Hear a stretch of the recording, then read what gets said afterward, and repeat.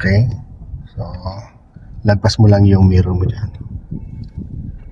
Okay, then kapit ka papunta dito sa kaliwa. Tapos, kailangan makita mo dito yung puta nito sa mirror.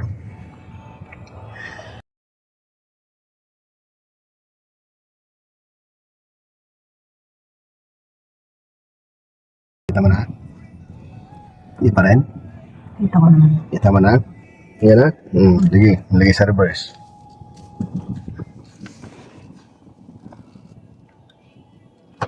Okay, so, ilapit mo dito yung gulong sa Fortuner. Nakita mong guhit, lapit mo sa guhit. Sige, atras. Sige, diretso lang kasi malayo pa naman eh. Pero pag ramdam lalapit, gigitna mo naman na pala mo.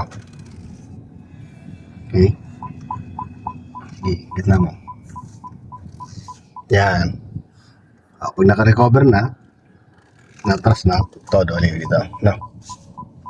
Yan, tingin ka dyan, sabi lang. Okay? So, hindi mo sasabi.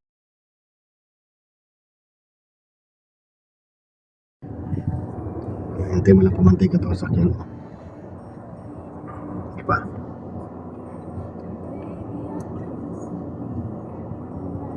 Yan, pantay na ba? Gitna.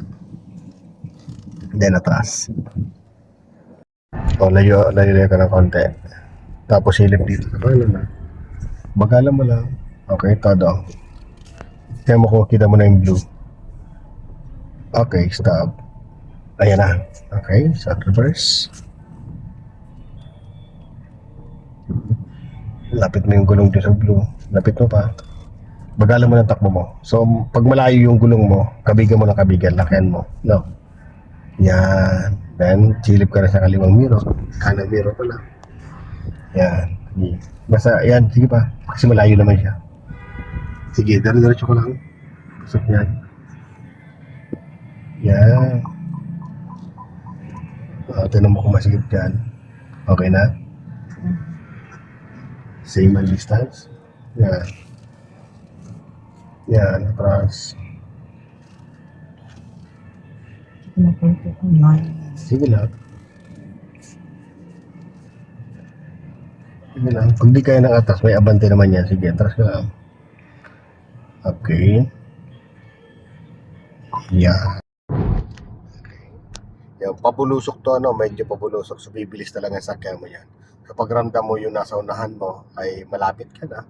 So, aapa ka lang counting brake. Magaan lang na pag-apa. No?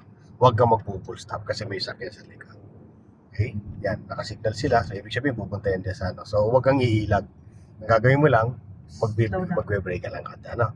Kasi pag pumasok sila at alanganin, tapos gumano ka, pupunta ka rin doon sa ano. So, pwedeng masabitan ko na nasa kaliwa. So, focus ka na sa harapan. Itong itim, tinan mo kung sa papasok yan sa lane mo. Ito rin, tinan mo. Yan, diba? Yan lang kailangan bantayan. Yung nasa unahan mo yan. Nakikita mo. Yung nasa likuran, sila mag-a-adjust naman sa'yo.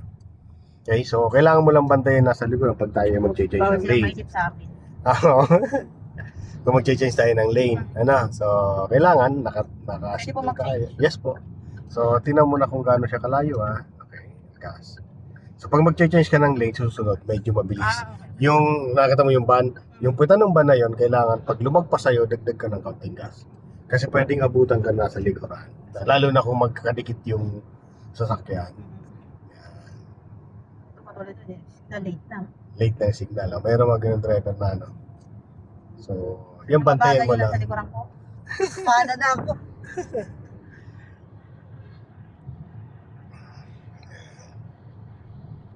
Basta importante dyan yung mata mo nandiyan sa harapan. Yan sinusundan mo. Kasi pag once na biglang nag-full stop yan at wala yung mata mo dyan, abot mo agad yan kasi mabilis ang takbo natin. 75 km per hour. Yan o. Namumulampad na. Okay?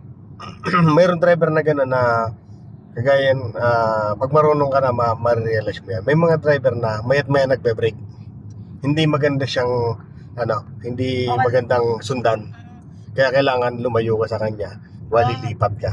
Mayroong ganon na driver na yung pagpreno mabigat. So, mahirap sundan yun. Iiwasan mo yun.